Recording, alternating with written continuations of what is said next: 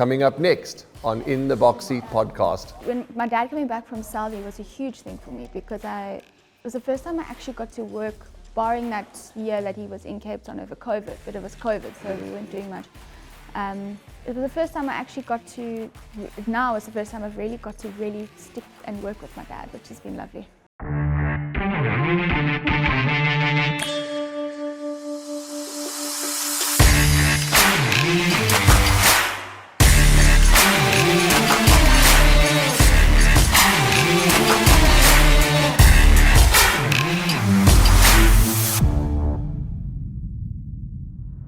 The Grade 2 Post Merchants was this lady's first feature race winner, first graded winner, with a very special horse called Cafe Culture, owned by some very special people. And seeing that the graded winner, first graded winner, was in KwaZulu-Natal, I'm sure that KwaZulu-Natal will always hold a special place in our guest's heart. Our guest for today is Lucinda Woodruff, trainer from the Cape, who comes from a family of legends who we'll touch on during the podcast. But Lucinda, lovely to have you on our podcast, and I'm sure you're happy to be back in KZN. Oh yeah, I'm delighted to be back, and thank you for having me. Yeah, absolute pleasure, and you know, as we've always said, our podcast is open to anybody, and we just love having guests, especially from out of town, on our podcast. Let's start off by just talking about that very special win. That I remember that interview. You know, it was your first graded winner in the province of KZN. In your career, a special moment. Yeah, it was my first runner as well in KZN, Okay. so it was so special, and we targeted that race quite a while back, and yeah, it was a huge learning curve for me. It was me finding my ground, and to pull it off the way he pulled it off was just, yeah, it was special. Where were you born, Lucinda? I was actually born in Cape Town, in Milnerton. Okay. Then we moved up to Johannesburg when Tony moved to Hong Kong, and my dad took over the vol string. Okay. And then I decided when I was 21, I think, yeah, to move back to Cape Town. And, Okay. yeah. Your earliest memory of horses, of racing, I mean, let's take it way back. I mean, what was your first and earliest memory of this beautiful game? I actually remember screaming up and down, jumping on the couch when our Peacher won the July.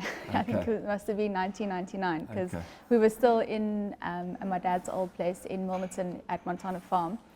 Yeah, that's my first, and I didn't understand what was going on, but I was told we were shouting for our Peacher. Okay. And I think that's my first memory, which is quite a cool one, actually. Absolutely, and you must look back, you know, on your journey thus far, looking back to that moment, and I think you must be quite chuffed and quite proud with the way things are going. Yeah, it was. It wasn't a linear path. It was. I kind of went to Cape Town and then wanted to come back, and then COVID, and then my dad went overseas. I wanted to go back to Joburg, and then my dad wanted to go overseas, so we didn't. And it was.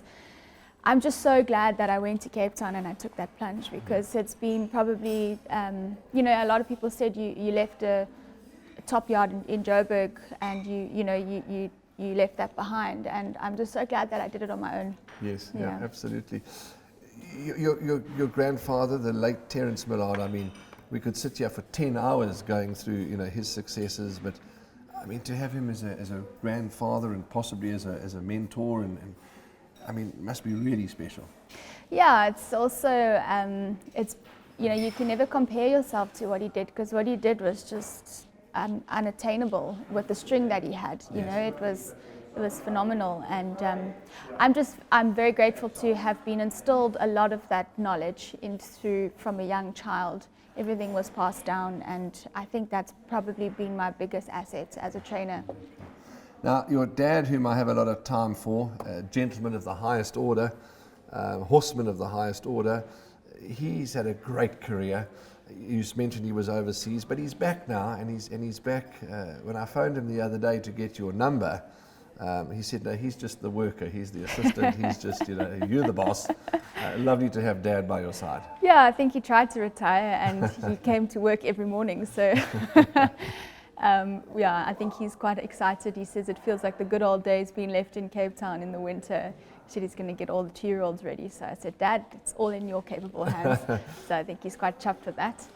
I'm trying to get, and it's in discussion with Steve Marshall and the team at Gold Circuit at the moment, is I want to get a podcast, because we were sitting in a meeting the other day and there's so many families, whereas, as example, yourself with Jeff, Adam Azzi with Mike, and the list goes on, Matthew de Kock with me, and I'd love to get all those partnerships around a table and do a podcast, because I think we don't realize in racing how blessed we are to have generations coming through.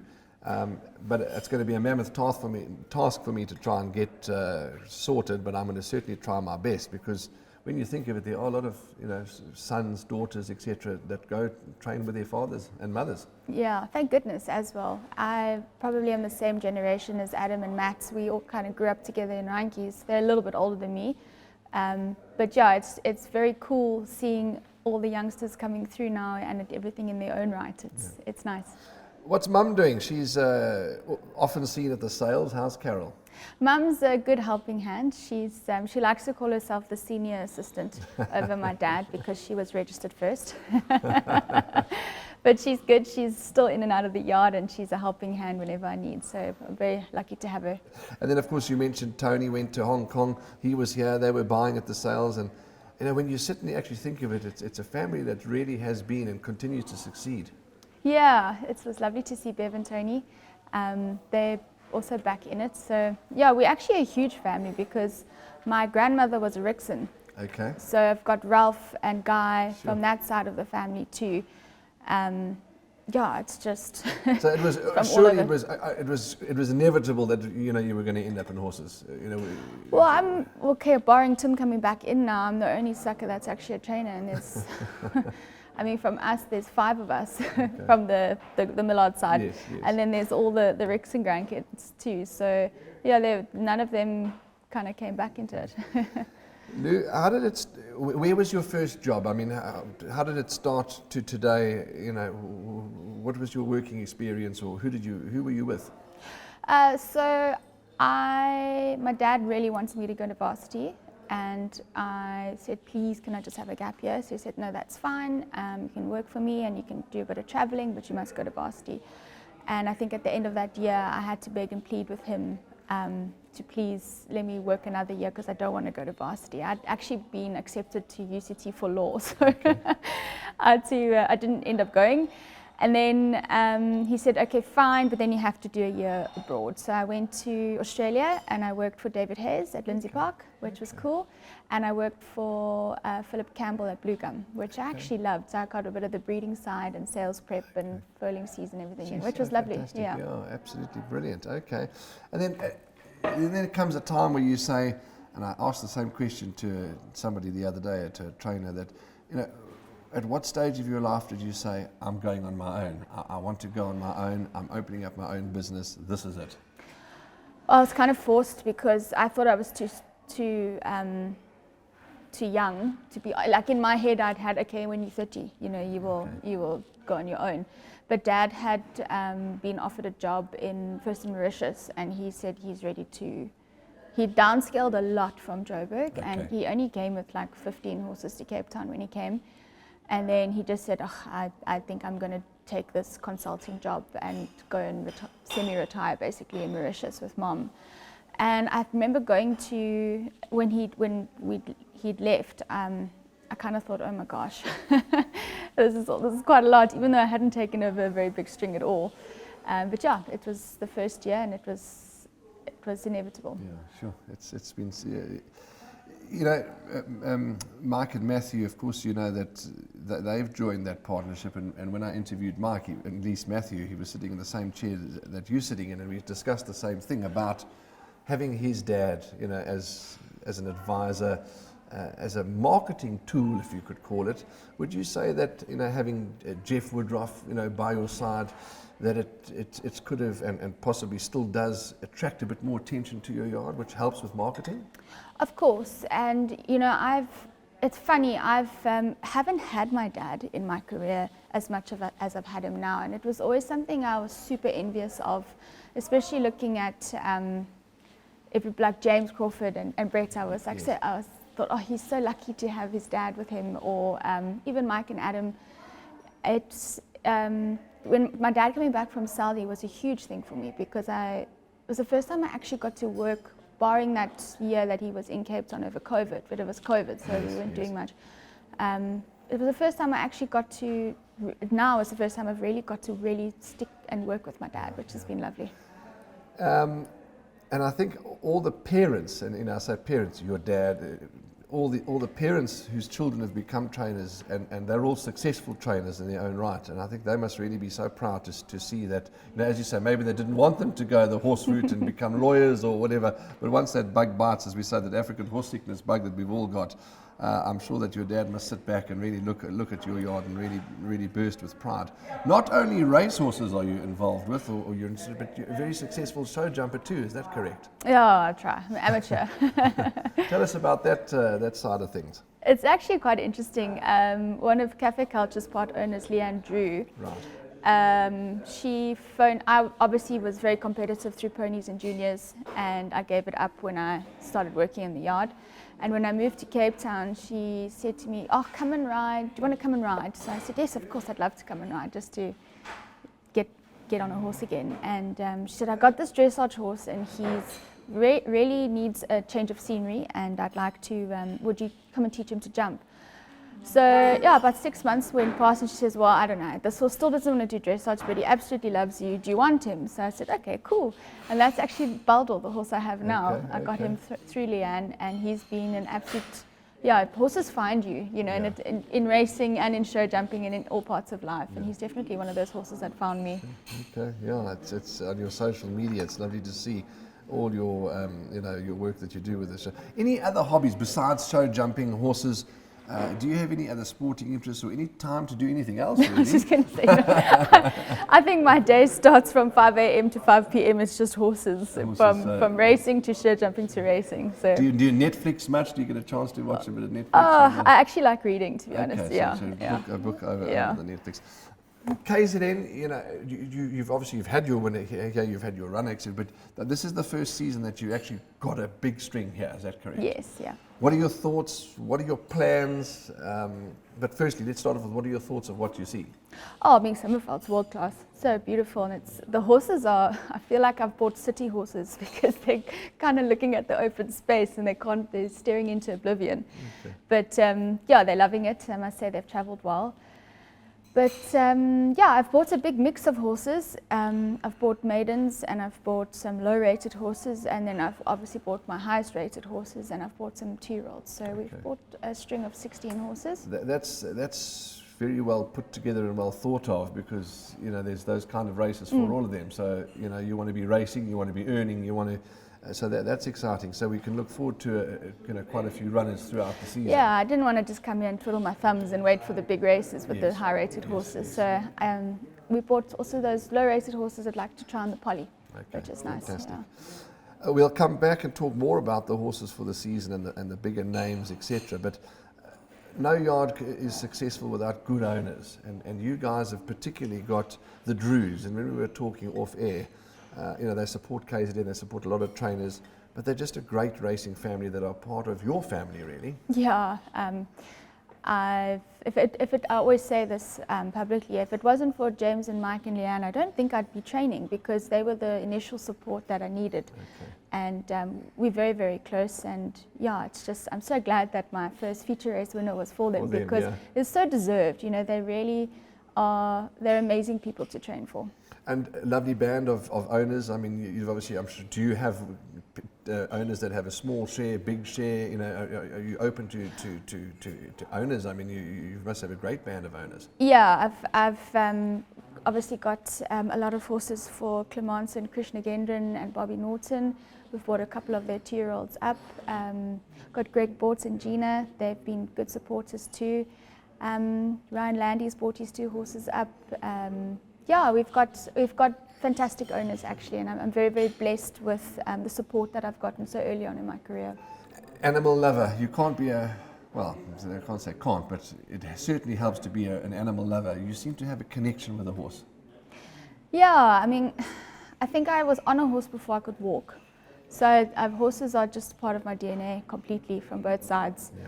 And I think maybe that's, you like to say what's your asset and what's your style. I think that's probably my style, is just that connection with the horse and just understanding it. I think there's always a lid for every pot, and I try and figure that out with the horse. Lou, friends, socials, do you enjoy getting out with your mates, and do you, in the evenings when you're not too exhausted, and enjoying a glass of wine and good social? You're a social person. Yeah, Cape Town's a great place to live for that. I do like to, on a Saturday night, just forget about everything. Yes. And hopefully after a race meeting, you maybe have had a winner and you can go and celebrate it's even more. An even better celebration. We've touched on your first feature race winner. Do you get much support from the breeders? Do they send you horses in to train? Yeah, very blessed to get a horse from Drakenstein this year, a lovely filly from them. And Main Chance have sent me I've actually got he's now a gelding, a gelding for them. So the breeders have been slowly getting there. But it's obviously something you want to, the more support you get from the breeders, the better. The better, absolutely. Your team, do you your head guy? Tell us about your team. Do you have your dad's there, works with you, but I'm talking about your foreman, etc. Interesting, because we've got Dennis, we call this the yard manager. He's been working for my dad since I was 2 years old. Wow. Yeah, so he is in charge of the feed room and just overall managing of the yard. And Simon is we call him a Madala groom. He's the head boy in Cape Town. And then we've got Jean Nell, who's my stable employee. He's been working for me since as I took my license out, I started with him. Okay. And I've got Holly and Amanda in the admin side and accounts, and the team I've brought with me here, interesting, are young guys, my age, but they've been with me the entire time. Okay. So it's quite nice. It's a nice team we've brought up. Have some of them been? Is this the first time that they've come to Durban? Some of your team? No, Samuel and Mastembe, they used to work for Joey Ramsden, so they've been here before. Okay. And Samuel brought Cafe Culture up last year. Yeah. Just at the recent National Yearling Sales, chatting to one of the breeders who flew their staff back to the Cape for the first time, and to chatted to one of those staff members, and they were on a plane for the first time, they were in an area for the first time. It's things that we take for granted that are so special to certain people. So that's just why I mentioned had they been to KZN before. Let's talk about your just for the public, a couple of the names of the bigger horses that you're wanting to target certain feature races. Who's here? Obviously Cafe. He's running next weekend in the Drill Hall, Drawn 1. Yeah. Oh, lovely. Serena is going to be riding him this season as well. And My Sensation, obviously, she's running in the Poinsettia, and then from there we'll see what route to go. Got Sohat Sawat. She's a lovely Socrat filly. Lovely Socrat, doing well, and nice horse. One on debut, did it not, or second start? Yeah, she won her second and third start. Second start, yeah. And lucky not to have won 3 in a row. She got a bit bumped and lost her striding, but got beaten in nose, but lovely filly. My Archangel, another Socrat. I also think he's a horse you'll start seeing the better of him now. I just needed time to grow up and mature. And thank God for those Fukuns. They gave me all the time in the world with him, so that's nice. Who else? I think those are the bigger names. Yeah. Sponsors, is the yard sponsored? Is Lucinda Woodruff Racing sponsored? Yeah, we're officially sponsored by Lucky Fish, which we should be kitted out any day now. Okay. We're just waiting for all of our stuff, but exciting new partnership with them, and I'm sure the public will hear more about Lucky Fish. Yeah, absolutely. Cleverly named too, Lucky Fish, and so Lucinda Woodruff Racing sponsored by Lucky Fish. We'll look forward to seeing the kit and all the promotional stuff that goes with it. Are you, and somebody said to me the other day, how on earth can you ask a trainer, are they an early morning person? Well, it's not a given, so here goes. Are you an early morning person? I mean, I have become one. I don't think I was one, but I've definitely now, when you try and have that morning sleep in, it's still 7:30, so yeah. That's correct. Chatting to some trainers, say, "Oh no, I had a lovely sleep and I got up at 7:10." That's it. That's it. Okay. Just for a couple of fun questions, favourite food? I love Mediterranean food, actually. Okay, Yeah. okay. Beverage of choice? Oh, glass of red wine. Okay, okay. What irritates you the most, and maybe in racing or in life, but your likes and your dislikes? What makes you happy? What makes you grumpy? I hate annoying people. People that are, yeah. What makes me happy? My animals. Yeah. Okay. Your most satisfying, and I think you've answered it, and you can answer it again, but your most satisfying training achievement? Oh, it's definitely cafe. I mean, that was probably the biggest Okay. to date. Yeah. Overseas, any sort of thoughts of? I mean, you've obviously worked abroad, but if the opportunity came at some stage, would you consider going overseas? Oh, I think you can never really. Turn that down, I suppose. Yeah, or I turn mean, down the thought of it. Yeah, and life works out so funny, you know. I've obviously Monique de Kock and I have been best friends for the last 12, 13 years, and we were just talking about it last night, and she's like, you would never have thought we were back sitting in the kitchen in Umhlanga for the Durban season, you know. And I think life's just so funny, and you just go with the flow and you roll with the punches. And if, you know, why would an owner want to send a horse to you guys? Why should an owner send a horse to your stable for you to train? I think I've got. I'm very lucky to have had a lot of, and I mean this in the most humble way, a wealth of information that's been passed down to me, Yes. and generational Sure. knowledge that's been taught to me. And I think I do like to also bring on that a new age spin. So, you know, in technology and in technological advancements and that, and feeding, and you know, you're always learning. And I think I've been very lucky to have the old school and also the new school type of outlook on training. Yeah. How do you handle it if mom and dad, and sorry, this was a question that we hadn't discussed, but that doesn't matter. You know, if mom and dad, or particularly dad, said to you, Lou, I think you did that wrong, or I wasn't happy with that, or you should have changed it that way. How do you take that constructive criticism? I'm quite a stubborn person, actually, Okay. and maybe it's not a good trait, but I don't know. Maybe it is, maybe it isn't. In the beginning, Dad and I had a bit of a standoff, but now I am a lot better, and he's also stubborn, believe it or not. Okay. We're actually exactly the same. So it's working now, because now I have relented a lot more. But yeah, no, it's working better now than it was. But as you say, you know, you're always open to learning and Yes, open I try. Yeah. It's I think all of us. And okay. Syndicates, you know, some people say, syndicates no good, it's too much PT and this and that. Some people are loving syndicates. What is your opinion on syndication? My honest opinion is, don't try and run it yourself as a trainer. Get someone to do it. I try to do. Well, I've got one that I run, but it's a lot of work. And I think if I've got the Normandy syndication scheme, and Oscar runs that, and it's a lot easier for me as a trainer, put it that way.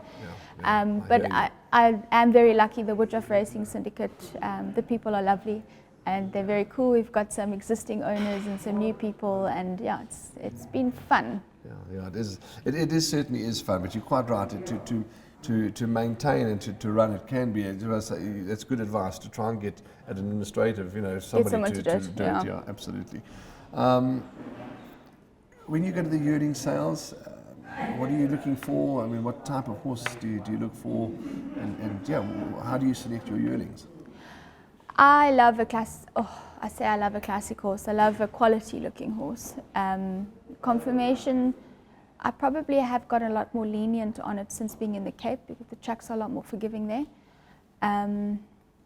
But then again, I do love a good sprinter, and you can always see one at a sale as well. So that also, then I try and think of the right people to put into that sort of a horse. Okay. Your most successful sale, in your opinion, that you've had the most success from? You see, it's such early days for me now. If I think about my best horses, yeah, I mean, the national sales is always, yeah. Okay. Do you market? I mean, what marketing? If the public want to follow Lucinda Woodruff Racing. What have you got? Facebook, website? How do you market your yard? Instagram and website. Okay, Yeah, website's been quite successful actually. I've got quite a lot of traffic and new clients through it, which has been fantastic. But yeah, those are our best. Okay, so website. Did you share with us what your website address is so the team can put that up on It's screen? Lucinda Woodruff. No, Lucinda Woodruff Racing.com, I think. Okay. Yeah. Well, we'll be able to Yeah. search that up. Lucinda Woodruff Racing. .com Or Instagram, just Woodruff Racing. Woodruff Racing on Instagram. Okay. Everything's on there. Nowadays, thankfully, it makes it so easy for us to search for things. You know, if you're Instagram. looking for restaurants or whatever, you just put half the name in and it pops up. So that certainly does help. Lou, it's just lovely to chat with you and to touch base with you and learn about your whole setup. And we could sit, as I say, to all our guests for hours, but we haven't got hours. But we just wanted to welcome you to KZN. There is 10 quickfire questions we're going to close up with and just have a bit of fun with. But before we do that, to you and your team and to the whole family, lovely having you in the province. And we just wish you all the very, very best. Thank you. Let's go then and find out a bit more about you and to go through these 10 quickfire questions. Sunrise or sunset? Sunrise. Breakfast or dinner?